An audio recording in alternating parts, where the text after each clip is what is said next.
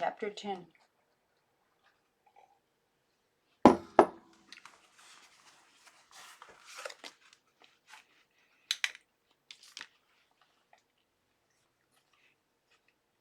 Sorry, I shouldn't have taken a bite. On the 30th day of October, the dreaded winds that breed along mountain turrets around Trial Valley, exploding to life with the first real temperature change, came barreling into Trial Valley. Shivering the bare branches, pounding and shrinking, it sent the snakes and groundhogs and all other wildlife scurrying to burrowed refuge. The tall, stout teasels out beside the cow enclosure bent low in its wake. Some of the loose shingles on our roof were pried and went sailing off into the raging air. Romy and I climbed up and had a look at the bald places. What was left seemed to be to me to be a mighty thin defense. We should have fixed these places weeks ago, I said. We knew this was coming. The wind was pulling at our hair and clothes. Romy wiped his eyes with his sleeve, but they immediately watered again. His nose and lips and hands shone blue with the cold.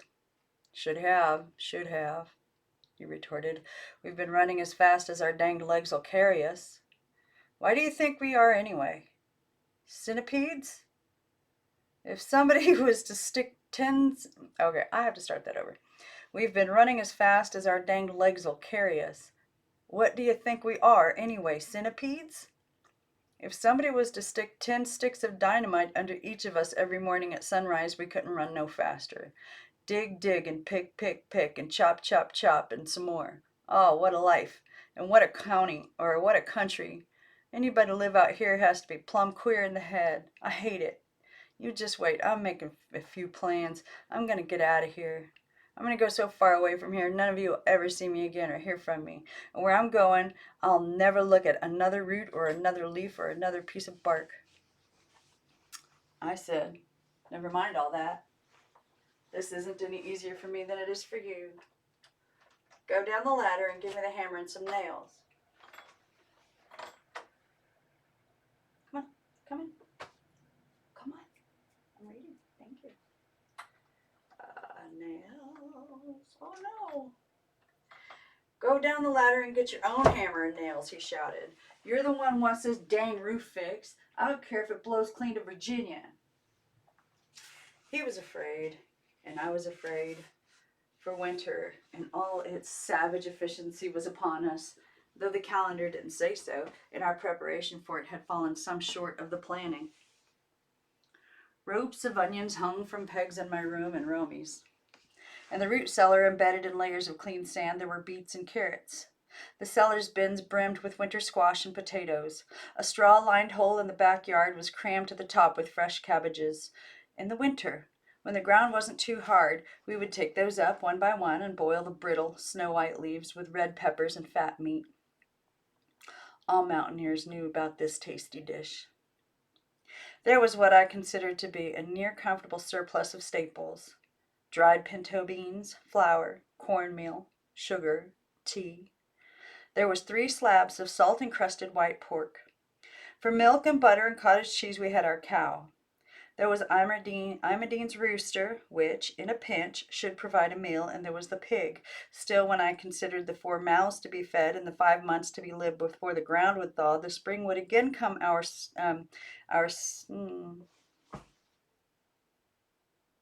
Okay. Still, when I considered the 4 months to be fed, and the 5, still when, I have to zone in. Still, when I considered the 4 mouths to be fed, and the 5 months to be lived, before the ground would thaw, and the spring would again come, our stores seemed not to be so abundant. Our shelter itself was woeful, draftier than I had ever noticed it to be before. Each room now stacked along the wall with piles of cordwood higher than my head. The wood diminished the house and dirtied it. Traipsed by her pig, Devola was constantly sweeping. The pig was no problem. It shared a pallet with the rooster behind the kitchen stove. 3 or 4 times a day, Devola would take it outside to sniff and smell and run around. He didn't create any mess in the house. But then there was the cow. 2 days before Thanksgiving, there came an unseasonable snow, just gently falling silver flakes at first, but then turning into mean, stinging sleet, and then a white fall so fast and thick that within the time of several hours, the whole valley lay under a 2-foot shawl of the stuff. Romy feared for the cow's welfare and asked for a blanket. I told him there weren't any extra ones, which was the truth, and said anyway the warmth from the cow's body coupled with the cold would just probably create ice. I said, this cow is hardy. Kaiser said so. What does he do with it when it snows? When he's home, he herds them to their barn, replied Romy. He's got a man taking care of them now. We need a barn for this cow. You want her to freeze to death? Romy. She won't take up much room. I'll fix her a nice bed right alongside mine with some nice straw. We don't have any nice straw, Romy. And besides, yes, we do. Where'd we get it?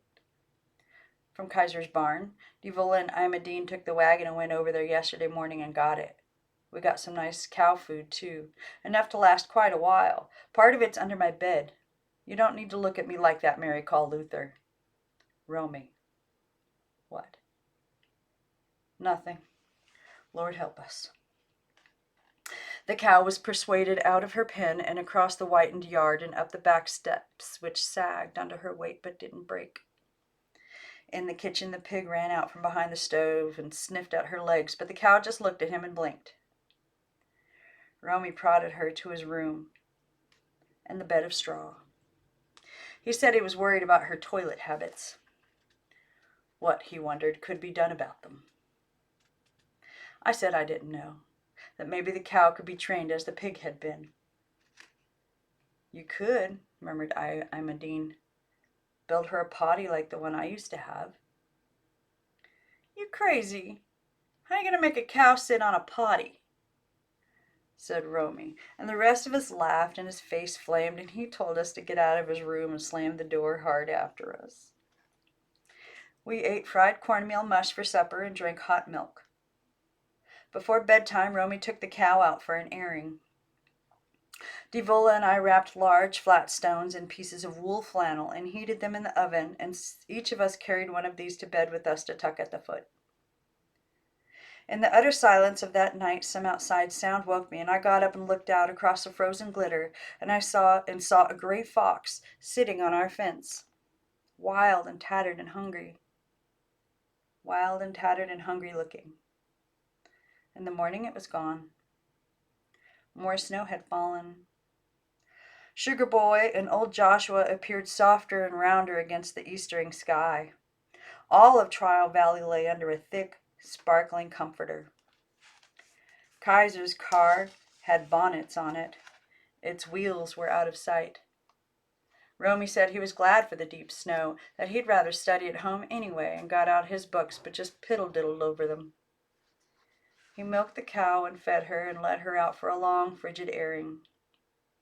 The static voice on the radio said to expect more snow and lower temperatures. Devola and I went down to the root cellar and looked at our food supply. Devola said if we had a turkey, I could roast him for our Thanksgiving dinner. I said, yeah, if I had a crown, I could be Queen of England too. Here, take this squash. We'll have this and some nice pinto beans boiled up with a hunk of this nice salt pork instead. No, not 2 squashes, Devola, just 1. 1's enough. We can cut it 4 ways. Devola returned the extra squash to the bin, hovering her hand a little, yearning over this small loss, but finally giving it up. In the brown gloom of the cellar, her face was white. The fine, polished skin of it stretched smooth and lovely over the delicate bones. She cradled the one allowed squash in the crook of her sweatered arm. It's stingy, just this 1 squash and beans for Thanksgiving dinner. When Roy Luther was alive, we always had more. I said, well, I can't argue with you about that because it's true. We glutted ourselves on Thanksgiving Day and went back to starving the day after. I remember how much fun that was. I wouldn't take $100 for the memory. Here, take another squash. Take 2 more. No? Changed your mind? Well, why for corn's sake? You're mean, Mary Cole. Sure, sure. And ugly. Sure, sure. You like being mean and ugly, don't you? Of course. Being mean and ugly pleasures me more than anything I can think of. Opposite to what you think, I'm glad I'm not sweet and pretty like you. It takes time to be sweet and pretty, and I haven't got any spare. I'm too busy seeing to it that you and those other two up there don't starve to death and don't freeze to death, and that the county people don't come and haul you away. How much of this pork do you want for tomorrow? You'd better tell me now. You won't get a second chance. When we go back upstairs, I'm going to lock the door. There's been some pilfering, and it's got to stop. Devola came to the table where the slabs of salt pork lay.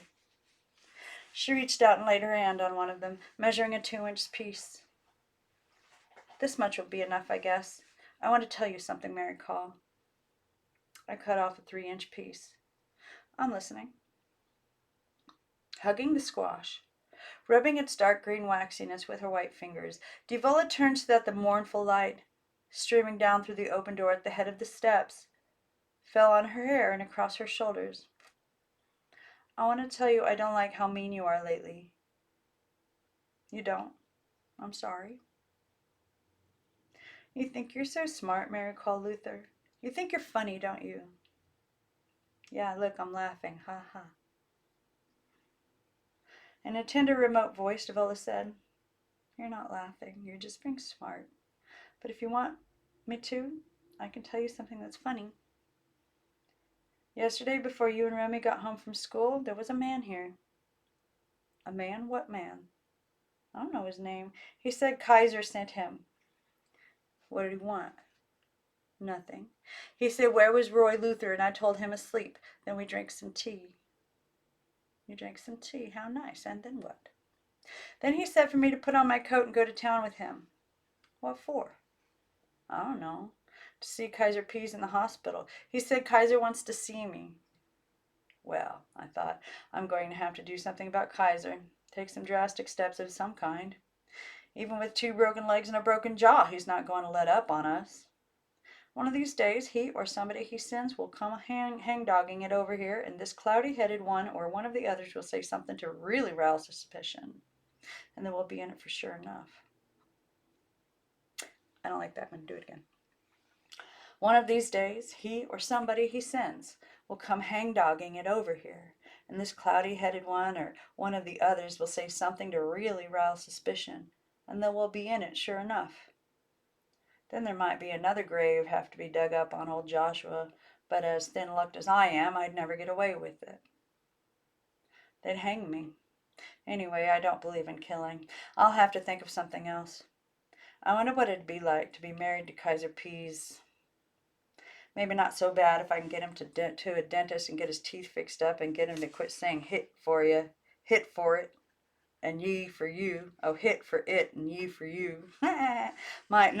Maybe not so bad if I could get him to a dentist to get his teeth fixed up and get him to quit saying hit for it and ye for you. Mary Call Luther Pease. Ugh. I said, don't worry about what Kaiser wants, Devola. He's no affair of ours. You did just right with this man yesterday. Just right. Sure enough now, don't you want another squash for tomorrow? I was just joking you when I said only one. No, answered Devola. This one will be enough. We'll make it be. And drifted toward the steps. I put the cheesecloth and the protecting papers back over the salt pork slabs, and we went back up the stairs to the kitchen. I locked the cellar door and put the key in my pocket. Romy had brought the radio to the kitchen. He and Imogene were huddled over it, fooling with its knobs. It had commenced to snow again. I heated a tub of water, and Devola and I washed some wearing clothes and hung them on crisscross lines above the chairs and eating table. The sight of them, so thread-thin and gray, made me feel older than God. That night, part of our roof collapsed under the weight of the snow. Lying on the cold, still, 1 o'clock darkness, I heard it start cracking and dropping and separating sounds, stealthy, so stealthy at first and paced like movements of a careful burglar. Then a beam crashed and another one, and then there was a big soft thud, and I said to myself, that's no burglar fool. That's this full house falling down. The elements have finally caught up with it. And I got out of bed and lighted a lamp and put on my shoes and coat and went out and looked in the sitting room until saw Cosby Luther's rocker chair all splintered, lying on its side, and snow on the floor, and underneath it what had been the ceiling. I looked up and saw the night, only a reach or two away, nothing in between. It had turned off clear. The sky was peppered bright with stars. Eventually, I was able to get the rest of them out to share the adversity. They came and stood and huddled, and after a long, unstable moment said, what happened? Nothing, I answered. I just thought the ceiling would look better lying on the floor than hanging up. What do you think? Come in and have a seat and tell me. Romy lifted the skirt of his coat, which was an old one that had belonged to Roy Luther, stepped over 2 boards, shuffled through snow, stood looking down at Cosby Luther's rocker. It's ruined. We might be able to fix it, I said, but I don't know about the rest of this. I've just been sitting here wondering. Maybe the best thing to do would be just close the door and nail it shut and forget till spring. What do you think? Romy knelt and put both his hands down on the fractured back of the rocker. His face silently convulsed. He stroked the rocker and tears came to his eyes. I said, well, we can't stay here the night like this. My guess is that the temperature is down to at least 15. I think the best thing to do is close this room off. What do the rest of you think? Yearning, love, and sympathy. Devola and Imodine went to Romy and leaned and awkwardly put their hands on his hair. They didn't speak, just patted his hair and made little soothing sounds. Trailed by the cocky bantam rooster, the pig appeared in the doorway and yawned. I said, well, it's settled then. We'll just close this room off for the winter. We'd better salvage what furniture we can, though. Can I get some help to do it, or will I have to do it by myself? They ignored me. Imodine kissed the top of Romy's head, and Devola patted his hand and said for him not to feel bad, that the rocker could be fixed. They raised him from it and lifted the chair, and the 3 of them carried it out of the sitting room. A sissy, I thought. My brother's turned into a real sissy, sniveling over a little thing like this. He's just like Roy Luther, no backbone. It'd serve them all right if I just sat here and froze to death.